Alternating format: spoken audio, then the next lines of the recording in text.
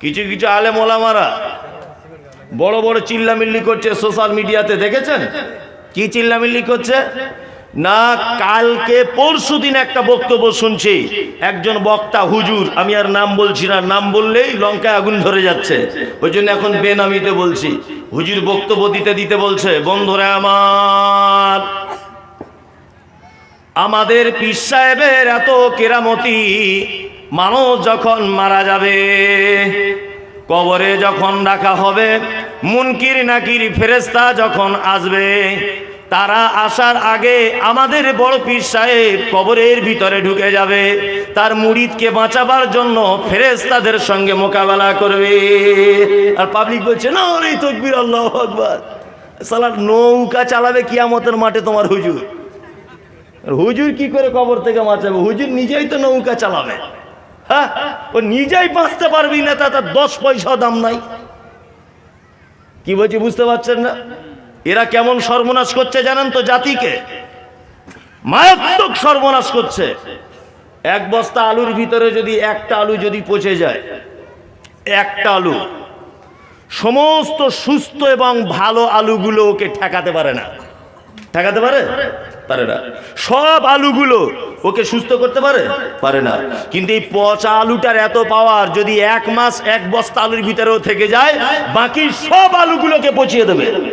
তার মানে আপনার উচিত যে বস্তার মুখটা খুলে দিয়ে পচা আলুটাকে আগে সমাজ থেকে বার করে দিতে হবে, না তো ভালো আলুগুলোকে কি করবে? সব পচিয়ে দেবে। আমি সমস্ত আলেমদের কাছে, এখানে যারা আছেন, সোশ্যাল মিডিয়াতে যারা আছেন, কালকে যারা ইউটিউবে শুনবেন, লাইভে যারা দেখছেন, আপনাদেরকে বলছি, এদের বস্তার মুখ খুলে দিয়ে এই পচা আলুগুলোকে সমাজ থেকে বার করুন, না তো সমস্ত সুস্থ মস্তিষ্কের মানুষগুলোকে জাহান্নামের পথে ঢুকিয়ে দিচ্ছে এরা, ঈমান নষ্ট করে দিচ্ছে। একটা গল্প মনে করে গেল, তারপরে আপনাকে আর একটা কথা বলছি। বাদশাহ শাহজাহানের নাম শুনেছেন? বাদশাহ শাহজাহান নাম শুনেছেন? বাদশাহ শাহজাহানের দরবারে একটা লোক এসেছে, খুব মন দিয়ে শুনুন। একটা লোক এসেছে, তার কাছে আছে 2টো খাঁচা। খাঁচা বুঝেন? খাঁচা, 2টো খাঁচা রয়েছে। এই 2টো খাঁচার ভিতরে একটা খাঁচা ফাঁকা, আর একটা খাঁচাতে একটা পাখি আছে। তা বাদশাহ শাহজাহান লোকটাকে জিজ্ঞাসা করছে, শিকারীকে, ভাই এই তোমার এই রকম সিস্টেম কেন? একটা খাঁচায় পাখি আর একটা খাঁচায় পাখি নেই, কাঁধে করে নিয়ে ঘুরছো?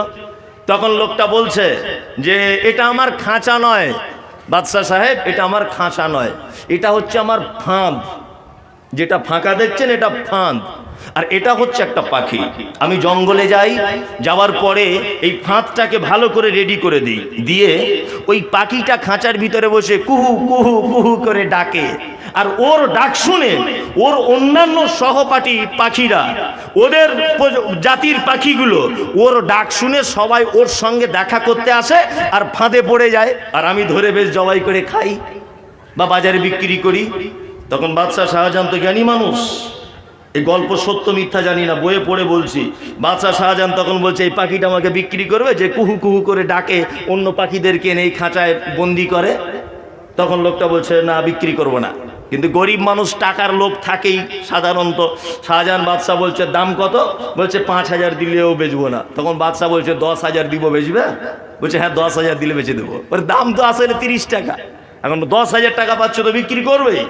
যখনই বিক্রি করে দিয়েছে 10,000 টাকায়, তা বাদশাহ শাহজাহান পাখিটাকে নিয়ে ওর সামনেই একদম 2 টুকরো করে কেটে দিয়েছে। লোকটা হাউ হাউ করে কাঁদছে যে পাখিটা শুধু আমার পাখি নয়, এটা আমার ভালোবাসার জিনিস। আপনি এটাকে কেটে দিলেন, আপনি এটাকে জবাই করে দিলেন। বাদশাহ শাহজাহান হুঙ্কার দিয়ে বলছে, শোনো এই শিকারী শোনো, যে পাখি অভিনয় করে, যে পাখি নিজে ডেকে তার স্বজাতিকে তার মালিকের ফাঁদে ফেলে জবাই করে খাবার উপযুক্ত করে দেয়, এই রকম পাখিকে পৃথিবীতে বাঁচিয়ে না রাখাই ভালো। যে পাখি তার স্বজাতিকে বিপদে ফেলে দেয়, এই রকম পাখিকে পৃথিবীতে না রাখাই ভালো। আমি মমতাজুল ইসলামের কথা বলছি। যে সমস্ত হুজুরেরা বড় পাঞ্জাবি পরে, মাথায় টুপি দিয়ে, বড় জুব্বা পরে, হাতে তসবিহ নিয়ে পচা আলুর মতো মানুষকে জাহান্নামের পথ দেখিয়ে দিচ্ছে, এই সমস্ত হুজুরদেরকে আমি মনে করি বাদশাহ শাহজাহানের মতো এই পাখির মতো করে সাজা দেওয়া উচিত। জাতি এদের দিবেই সাজা। ইনশাআল্লাহ দিবে এদের জাতি সাজা। এ চরিত্র কেন?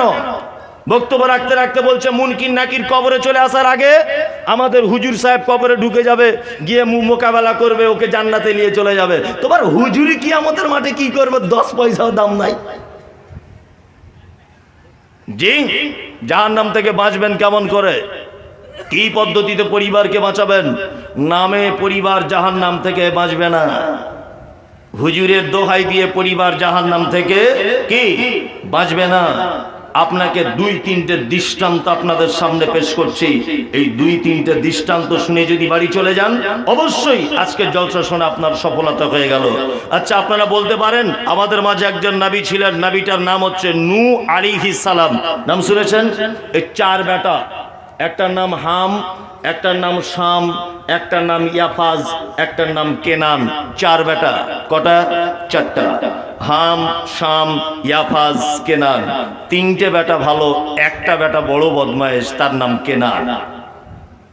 নূহ আলাইহিস সালাম 1 বছর 2 বছর নয়, কোরআনের ভাষাতে 950 বছর দিনের দাওয়াত দিয়েছেন। শুধু দিনের দাওয়াত 1 ঘন্টা 2 ঘন্টা দেয়নি, লাইলা ওয়া নাহারা, রাত এবং দিন অবিরত দিনের কাজ করেছেন। তারপরেও তাফসীর কারকগণ বলতে গিয়ে বলেছেন যে খুব বেশি যদি হয়, কেউ কেউ বলেছেন 60 জন, কেউ কেউ বলেছেন 40 জন, কেউ কেউ বলেছেন 140 জন মানুষ ঈমান নিয়ে এসেছে। হযরত নূহ আলাইহিস সালাম আল্লাহর কাছে একদিন ফরিয়াদ করে বলছে, আল্লাহ, আমার এই তাওহীদি মিশনটা, এই দায়িত্বটা আমার কাছ থেকে তুলে নাও। আমার বয়স হয়েছে, কথা বলতে গেলে জোবানে লকনাত পয়দা হচ্ছে, তোতলা পান ভাব চলে আসছে। আল্লাহ এই দায়িত্ব আমার কাছ থেকে আমাকে অব্যাহতি দেওয়া হোক। আল্লাহ তাআলা নূহকে ডেকে বলছেন, নূহ, ওই নূহ, এক কাজ করো, বড় একটা নৌকা বানাও। যারা যারা ঈমান নিয়ে এসেছে, বিস্তারিত ঘটনা আমি কেটে কেটে বলছি। নৌকাতে তোলো। নৌকাতে ইমানদারদেরকে তোলা হলো, আর বলা হলো প্রত্যেক প্রাণীর জোড়ায় জোড়ায় নৌকাতে তুলে নাও। জোড়ায় জোড়ায় তুলে নেওয়া হলো। আল্লাহ তাআলা বলছেন, তোমার জাতিকে বলে দাও আমার তরফ থেকে আযাব আসছে। আযাব আসছে। বলছে, আল্লাহ, আযাবের নমুনা কি? বলছে, দেখবে মেয়েরা যখন রান্না করবে, আগুন জ্বলবে, তার ভিতর থেকেই দেখবে পানি বার হয়ে যাবে, এটাই আমার আযাব। পানি বার হচ্ছে। মুসা আলাইহিস সালাম এসে বলছেন, তোমরা সব সাবধান, আল্লাহর আযাব আসছে, খুব সাবধান। তখন লোকগুলো হাসটার বলছে, দেখাই যাবে তোমার আল্লাহর কত পাওয়ার আছে, দেখাই যাবে। সব মানুষ দলে দলে ছুটে ছুটে আসছে আর বলছে, পানি বার হচ্ছে চুলের দিকে। নূহ মনে হয় জাদু করে দিয়েছে। নূহ আলাইহিস সালাম বলছেন, জাদু নয়, এটা আল্লাহর আযাব চলছে, এটা আল্লাহর আযাব। পানি বাড়তে শুরু করলো। নূহ আলাইহিস সালাম নিজের বেটাকে ডেকে বলছে, কেনান, ও কেনান, তুমি কি ঈমান আনবে? তুমি কি নিজেকে পরিবর্তন করবে? কেনান বলছে, তোমার আল্লাহর এই পাওয়ার যে চুলোর ভিতর থেকে পানি বার হবে, এটা কোনো আযাব হলো? পানি আস্তে আস্তে বাড়ছে, 1 তলা 2 তলা পানি হয়ে যাচ্ছে, 1 কোমর 2 কোমর হচ্ছে, 1 হাঁটু 2 হাঁটু পানি যখন বাড়ছে, তখন নূহ আলাইহিস সালাম কেনানকে বলছে, কেনান, এখনো পর্যন্ত টাইম আছে, তুমি কি ঈমান আনবে? তখন কেনান বলছে, না, ঈমান আনবো না। তোমার আল্লাহর কি এই পাওয়ার আছে যে তোমার আল্লাহ যদি পাহাড়ে পানি লাগিয়ে দিবে? তোমার আল্লাহর এই পাওয়ার আছে? নূহ আলাইহিস সালাম সমস্ত মুমিন মানুষদেরকে নিয়ে কিস্তিতে নৌকাতে আছেন। কেনান আছে কোথায়? না, কেনান আছে জুদি পাহাড়ের একেবারে চরম শীর্ষে। যখন জুদি পাহাড় পানি ওভারটেক করছে, বেটা হাবুডুবু খাচ্ছে, নিজের বেটা কে? কেনান। নূহ আলাইহিস সালাম নৌকা নিয়ে ঘুরছেন আর বারবার বলছেন, ইন্নাহু লি আহলিহি, আল্লাহ, এটা আমার পরিবার। সবাই মারা গেল, সবাই মারা যাচ্ছে, আমার কোনো আপত্তি নেই। বেটা হাবুডুবু খাচ্ছে আর নবী নূহ নৌকা নিয়ে চারিদিকে ঘুরছেন, আল্লাহকে বলছে, আল্লাহ, সবাই মারা যাচ্ছে, এটা মেনে নিতে পারছি, কিন্তু এটা তো আমার বেটা, একটু নৌকাতে তোলার পারমিশন যদি দেওয়া হয়। আল্লাহ উপর থেকে বলছে, নূহ, ঈমান যারা এনেছে তাদের সঙ্গে তোমার সম্পর্ক, ঈমান যারা আনেনি তাদের সঙ্গে সম্পর্ক নেই। আরে খোদ নিজে নবী হয়ে নিজের বেটাকে বাঁচাতে পেরেছে? বাঁচাতে পেরেছে? বাঁচাতে পারছেন না। আমাদের নবী মুহাম্মদ সাল্লাল্লাহু আলাইহি ওয়াসাল্লামের আপন চাচা, নাম তার আবু তালিব। আপন চাচা, নাম তার আবু তালেব। আবু তালেব অসুস্থ হয়ে গেলেন। ইসলামিক ইতিহাস যদি আপনি পড়েন, আপনি যদি তারিখের কিতাবগুলো যদি পড়েন, আপনার এলাকাতে যত আলেম রয়েছে সমস্ত আলেমদের কাছে যদি এটা জানার চেষ্টা করেন যে আল্লাহ নবী সাল্লাল্লাহু আলাইহি ওয়াসাল্লামের কখনো কোনো সময় বিরোধিতা করেছিলেন আল্লাহ নবীর চাচা আবু তালেব, আমি মুমতাজুল ইসলাম, এটা আপনি জীবনে কোনোদিন প্রমাণ করতে পারবেন না। আবু তালেব আল্লাহ নবীকে কত ভালোবাসতেন, আমি একটা সিনেমার নাম বলে দিচ্ছি, প্রত্যেক মানুষ বাড়িতে গিয়ে আজকে এই সিনেমাটা দেখে নেবেন। আজকে যদি ঘুম লেগে যায় অন্ততপক্ষে কালকে দেখবেন। কি সিনেমার নাম? The message. কি বললাম? The message. দেখেছেন অনেকজন? হ্যাঁ, অনেকজন দেখেছেন। আবার আগামীকাল দেখবেন, বয়স্ক থেকে ইয়াং যত মানুষ আছেন, দ্য মেসেজ অবশ্যই একবার দেখবেন। তাহলে আপনার একটা অনুভব জাগবে যে হযরত মুহাম্মদ সাল্লাল্লাহু আলাইহি ওয়াসাল্লামকে চাচা কত ভালোবাসতেন, কত আদর করতেন। বেঈমান মুশরিকেরা নবীজিকে মারতে এসেছেন, প্রাচীরের মতো দাঁড়িয়ে গিয়ে বলেছে আমার ভাতিজার গায়ে হাত দিবে না, ঈমান আনবে না, সেটা আলাদা বিষয়, মুহাম্মদকে মারতে আসবে না, চাম তুলে দেবো বলে দিলাম, আমি তার চাচা বেঁচে আছি। এই চাচা, মোহাব্বতের চাচা মারা যাচ্ছেন। আল্লাহ নবী সাল্লাল্লাহু আলাইহি ওয়াসাল্লাম চাচাকে গিয়ে বলছেন, চাচা একবার শুধু কলমাটা পড়ো, একবার, শুধু একবার কলেমাটা পড়ে নাও। এরকম চাচা ভাতিজা কথা চলছে। আবু জেহেল আবু লাহাব দল বলেছে, বলছে কি ব্যাপার আবু তালেব, সারা জীবন আমাদের সঙ্গে থাকলে আর মরার সময়তে মোহাম্মদের দল গ্রহণ করে কবরে চলে যাবে, এটা কেমন হচ্ছে না? কথোপকথন চলছে। আল্লাহ নবী সাল্লাল্লাহু আলাইহি ওয়াসাল্লামের চাচার টাইম শেষ, মারা গেলেন। বিশ্ব নবী নিজের জবানে বলছেন, আমার চাচাকে কিয়ামতের মাঠে জাহান্নামে দেওয়া হবে। আর শুধু জাহান্নামে দেওয়া হবে না, দুটি লোহার জুতোকে গরম করে আমার চাচার পায়ে পরিয়ে দেওয়া হবে, তার তাপে আমার চাচার মাথার মগজ টকবক করে ফুটবে। আরে নবী তার চাচাকে পর্যন্ত বাঁচাতে পারছেন না, নিজের জবানে বলছেন চাচা জাহান্নামে যাবে। তার মানে এই দু তিনটে ঘটনা বলে আপনাকে যা বোঝালাম, পৃথিবীর কোন খ্যাতি, পৃথিবীর ধনসম্পদ, পৃথিবীতে বংশমর্যাদা, পৃথিবীতে ব্যক্তিত্ব, পৃথিবীতে চিন্তাবিদ, পৃথিবীতে শিক্ষক, পৃথিবীতে কোন নবী, পৃথিবীতে কোন রসুল নিজের ক্ষমতা দিয়ে কিয়ামতের মাঠে তার পরিবারকে পর্যন্ত বাঁচাতে পারবে না। হুজুর বলছে কি করে আমার মুরিদদেরকে বাঁচিয়ে দিব? হুজুর বলছে কি করে এ কথা? পরিবারকে বাঁচাবেন কি করে? জি, আল্লাহ তাআলা পবিত্র আল কোরআনের মধ্যে বলছেন পরিবারকে কি করে বাঁচাতে হবে। আপনার পরিবারকে বাঁচানোর আগে আমি পৃথিবীর একটা মারাত্মক মানুষের নাম বলছি, আপনারা শুনতে থাকুন আস্তে আস্তে করে। যদি টাইম থাকে অবশ্যই আপনাদেরকে আমি অনেক কথা বলার চেষ্টা করছি। আমাদের মাঝে একজন লোক ছিলেন, আমাদের মাঝে নয়, মানে গত হয়ে গেছেন, ছিলেন, যার নাম পবিত্র আল কোরআনে আল্লাহ সুবহানাহু ওয়া তাআলা উল্লেখ করেছেন। লোকটার নাম কি? লোকমান হাকিম। লোকমান হাকিম মারাত্মক মানুষ ছিলেন। এত মারাত্মক মানুষ ছিলেন, উনি নবীও নন, উনি রাসূলও নন। এরকম নবী নয়, রাসূলও নয়, অথচ হাদিস কোরআনে নাম এসেছে অনেক মানুষের, অনেক মানুষের।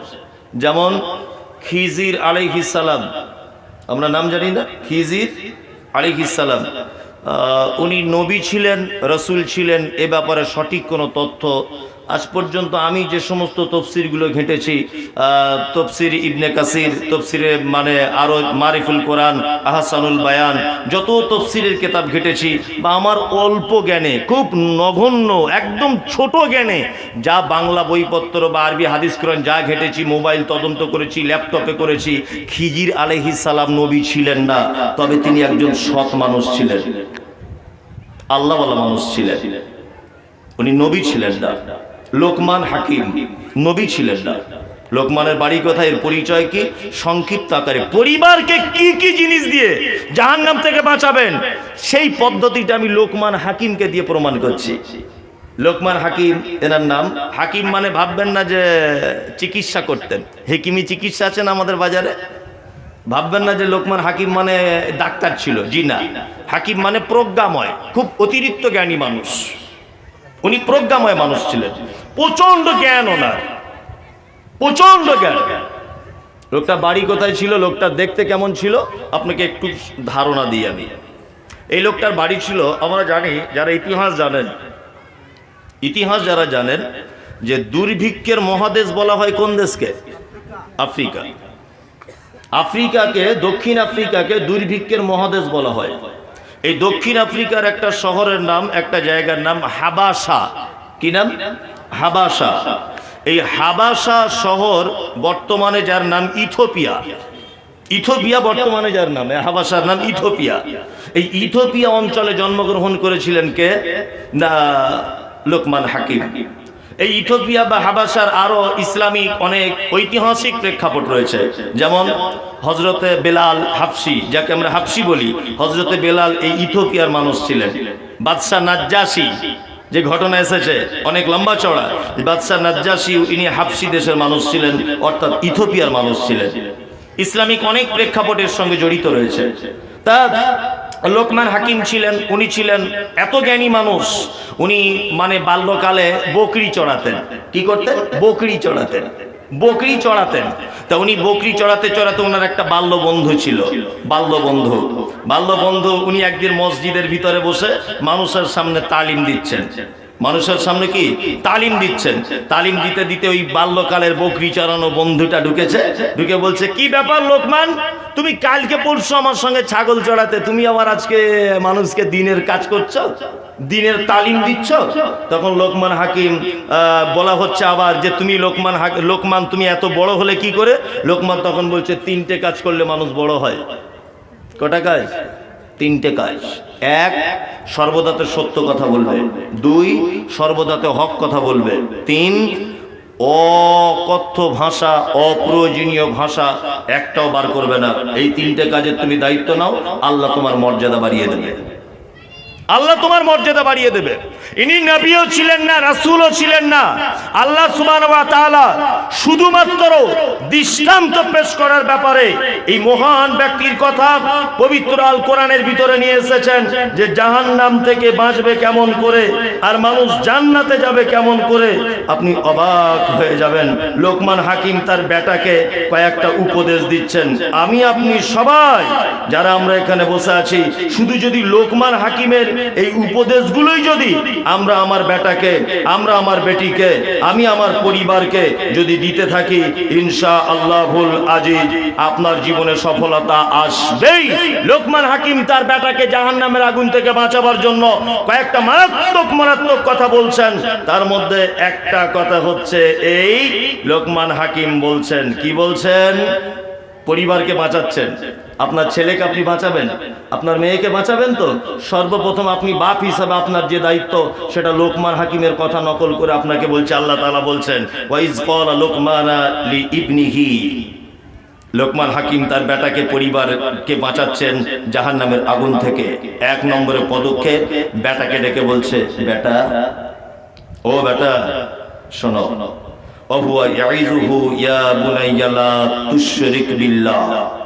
কখনো তুমি যেন ভুল করেও শিরক করে দিও না, শিরক মহাপাপ।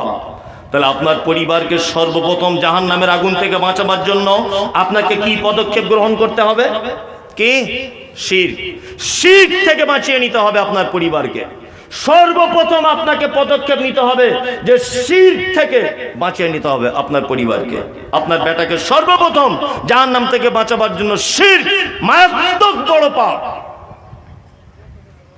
শিরক কত বড় পাপ, শিরক কত মারাত্মক, শিরক কেমন, আপনাকে তার ধরনটা দিচ্ছি, শুনে যান। শিরকের বাংলা, আল্লাহর যে ক্ষমতা আছে, এই ক্ষমতা পৃথিবীর আর অন্য কারো আছে, এটা মনে করা কি? শিরক। আল্লাহর যে ক্ষমতা আছে, পৃথিবীর অন্য কারো এই ক্ষমতাটাই আছে, এটা মনে করা কি? শিরক। রুজির মালিক কে? আল্লাহ। হায়াতের মালিক আল্লাহ, মওতের মালিক আল্লাহ। হুজুর, আপনি দোকান করেছেন, তা হুজুরের কাছে গেছেন একটা তাবিজ আনতে, যে হুজুর যেন বেচা কেনা বেশি হয়, ইনকাম যেন বেশি হয়। হুজুর তাবিজ দিয়ে দিল দোকানে বেচা কেনা বেশি হওয়ার জন্য। তো হুজুর যদি তাবিজের এত গরম, বেচা কেনার ইনকামের রাস্তা বেশি হওয়ার জন্য যদি তাবিজ হুজুর দিতে পারে, তো হুজুর দুনিয়ার সব টাকা তো নিজের কাছেই রাখতে পারে। হুজুর কেন তাবিজ বেচে খায়?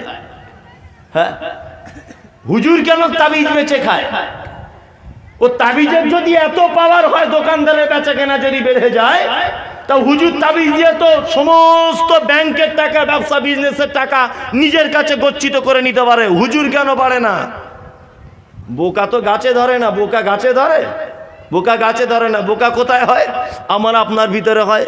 সারা ভারতবর্ষের যত মাজার আছে, হাজি আলী বলুন, আপনার ওই কি বলে পাথর চাপড়ি বলুন, ওই ঘুটিয়া শরীফ বলুন, আজমির বলুন, কাশ্মীর বলুন, দান বাবা বলুন, ফকির বাবা, লালচাঁদ বাবা, যত বাবা আছে, এই যত বাবাদের মাজার আছে, দেখবেন প্রত্যেক মাজারে ঢোকার আগে কিছু ভিখারি তারা থালা নিয়ে বসে থাকে। দেখেছেন এগুলো?